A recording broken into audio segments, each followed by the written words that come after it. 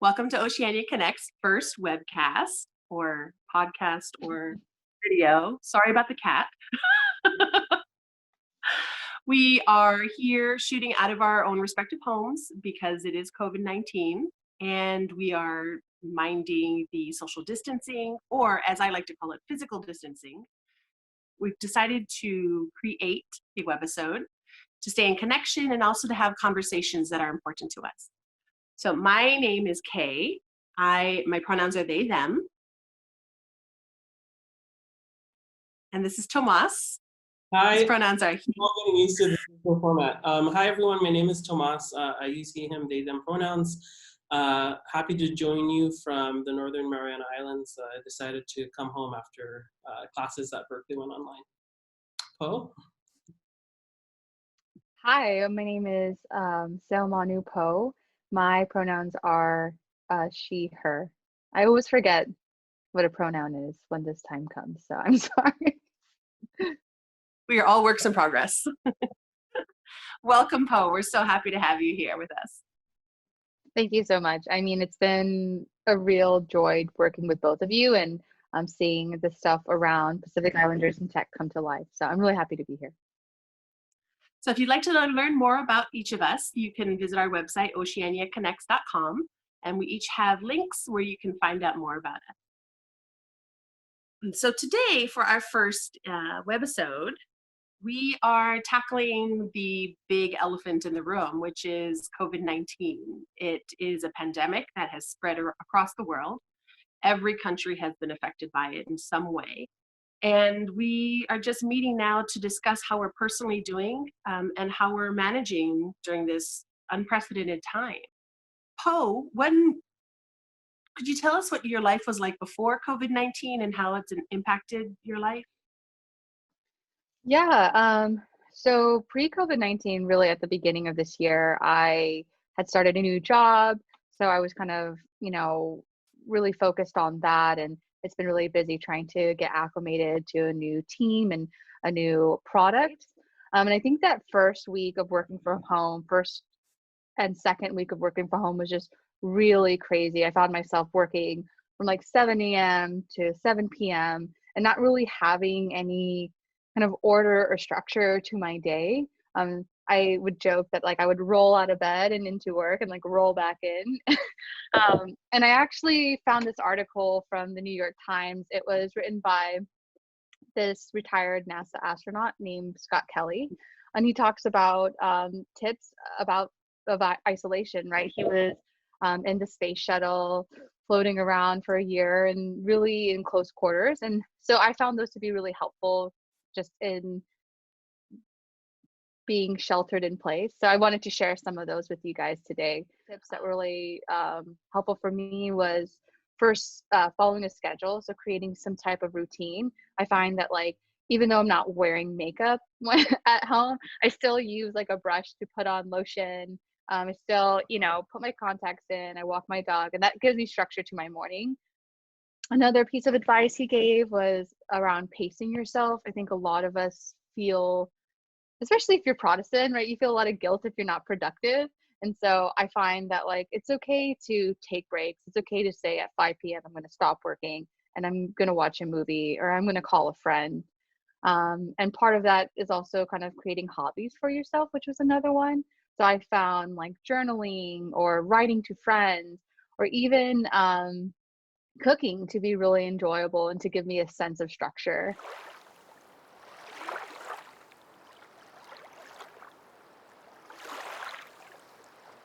As so many Americans are losing their job, I think the number is now 17 million. That's about 13% of the US population. It's made me feel really guilty for still having a job. And so there's definitely a sense of survivor's guilt there. And the way in which I've been trying to deal with that, in addition to donating my money, was donating my time to people who were looking for work. So I've been volunteering with this organization called Out of Office Hours. They've been around since 2016. It was started by an engineer and a designer who just wanted to help people who were interested in entering tech. So if you go to outofofficehours.com and you're interested in volunteering, you can sign up there. Or if you're just interested in getting into tech, you can sign up there and they'll pair you with someone. And when I started volunteering with them in 2016, I might have received 1 to 2 requests every 3 months. Now it's like half a dozen in the last week.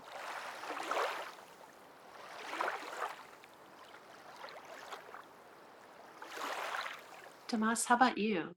How are you navigating pre-COVID and post-COVID? Yeah, it's been crazy, when we got the word that Berkeley was going to go fully online. Within 12 hours of receiving that email, I packed up my apartment and I went home. Home for me is in the Northern Mariana Islands. I'm from Rota, but I'm on Saipan right now with my guardians. And so it wasn't until maybe last week where the reality set in that I was like, whoa, what just happened? I really just left my life in the US, in the continental US, and I'm home. But being home has also, just allowed me to, help go grocery shopping with family, clean around the house, and just, connect with a lot of friends online. It's weird to be here right now because I guess there's a huge time difference. And so I've been waking up at like 3 a.m. for classes. And then I've also decided to start working for the regional news station KUM News just to help spread some good information, some really just straightforward, practical information on how folks can get through this time. Echoing what Poe said, this is the time where we see all of the inequalities just being exhausted even more with COVID-19 and being home. And, if you don't know, the NMI is the U.S. territory, and dealing with a lot of complicated feelings about seeing the response to U.S. territories during this time especially is interesting. But yeah, that's how I've been doing. Right now, what it feels like is just honestly trying to get school over with. And it's kind of weird to say that and expecting, not to have a job waiting after with this situation. But, for all intents and purposes, I have a roof over my head. I'm able to be fed. And similar to, I know many people watching this too are trying to, create mutual aid for community. And so constantly leveraging the privileges I have to do that.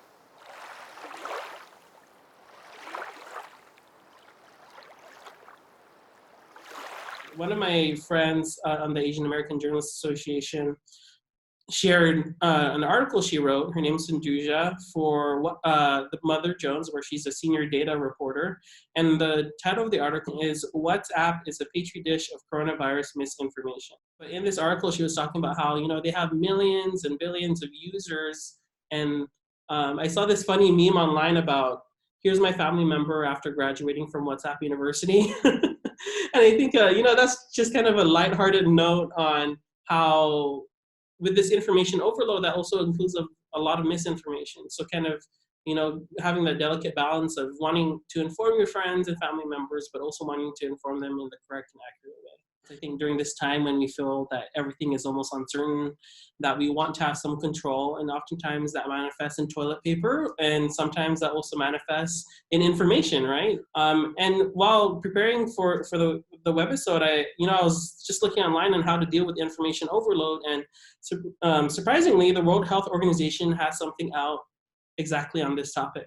And so what they say is that near constant stream of news reports about an outbreak can cause anyone to feel anxious or distressed, seeking information and updates and practical guidance at specific times during the day from health professionals and websites. Avoid listening to or following rumors that make you feel uncomfortable. I myself as a journalist, I'm constantly inundated with information, especially with what's happening here. And we see the deaths rising and the tests rising in the world. But I think maybe setting time, after, you start your morning routine, just to hear that, or, midday, maybe not necessarily right before bed, is something that sounds really simple, but can be really helpful in terms of managing your anxiety and that information overload that we're talking about. And I think lastly, I also wanted to share a little bit about what's happening in the Pacific. I think right now, one of the best resources I've seen in terms of getting news about what's happening in the Pacific with regards to COVID-19 is The Guardian, and they actually have a weekly Pacific update. And, it's weekly, so keep in mind that within 7 days, you might not get the latest news, but it really shows you there how different parts of Oceania are doing and reacting to this. and especially the challenges they face. Right now as we speak, Guam has over 100 cases and now 5 deaths, and my home island has right now, I think, 11 cases and 2 deaths. And, keep in mind that even if those numbers are considered, quote, small, that the testing capabilities are the same out here in Micronesia. How are your families during this time, and how are they navigating things, and how is it affecting you? Well, Um, Thank you for asking. I think my family here in the States, I think one thing that Tomas brought up was it's definitely different for people of lower income to deal with a situation like this. Um, Layoff, and I think a lot of tech companies are dealing with that. But most of my family, they do tree trimming, and right now they can't do any, right? Because of the shelter in place and of the social distancing. So that's had a really big impact on their financial well-being, and obviously translate into my own. I have also been sending care packages to my family in Southern California, and I don't know if this is a result of the suburbs just having access to things, but there's a limitation on how many things that they could get, such as toilet paper, right? In terms of my family in the island, I know that this has been just really hard to deal with, given the measles outbreak that we just kind of came out of. Had really hit Western Samoa really hard. And so I know that people maybe are taking it a lot more seriously than they would have had they not gone through something like that, because they know how quickly something like that can spread in the island. That is the status right now. But again, I'm really grateful that I have resources to help my family. And I know that many people don't. It's hitting all of us in very different ways, and on very different levels. Thanks for sharing that, Poe. Yeah, I don't think anyone can, no matter where you are, can be untouched by this. I think we all know that by now. But I think it's interesting hearing a lot of the Manamko here, or the elders here, talk about this pandemic in terms of war. A lot of the elders here lived through World War II, through Japanese occupation in the Mariana Islands region. And we've heard this before. After typhoons hit, after hurricanes hit, it looks like a war zone. I've used that phrasing myself in my stories. And then you hear it from someone who's actually been through the war, and it hits differently. And so I think that there was a lot of talk about of scarcity, but there's also a lot of talk about how in this moment we're realizing that especially our indigenous communities are coming together.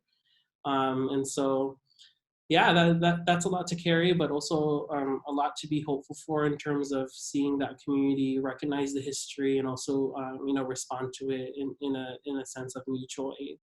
it is very interesting to see how different people are processing, how they're going through the grief stages. I've read an article about how this is very much like going through grief. There's the anger and then the frustration, and right, all of those cycles that we naturally go through when our worlds are turned upside down. So I really appreciate checking in and having connections like these, even though we're far flung, across the world. Thank you so much for being here to connect.